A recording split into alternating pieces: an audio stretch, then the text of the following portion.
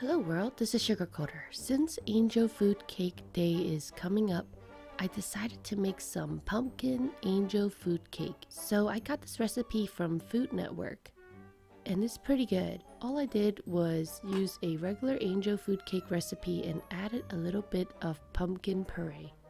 In a mixing bowl, I added the wet ingredients first, then I added the dry ingredients and I mixed everything well together. And for the record, this is my first time making angel food cake and I'm pretty sure I did it wrong. However, practice makes progress, so maybe next time my angel food cake will turn out better. As for now, the version that I made in this video still tasted pretty good. Have you made angel food cake before? If so, what kind of flavored angel food cake did you make? The list of ingredients to this recipe is in the video description.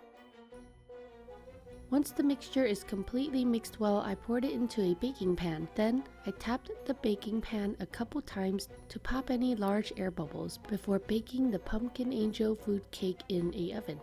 After I removed the pumpkin angel food cake from the oven, I let it cool completely before cutting out pumpkin-like shapes, using the closest cookie cutter I could find that resembles like a pumpkin. To decorate these pumpkin angel food cakes, I used writing gel and sanding sugar that I got at the dollar store. Surprisingly, they are pretty good quality, and it definitely saved me time from making the icing from scratch. Since Halloween is right around the corner, do you have any Halloween recipe requests?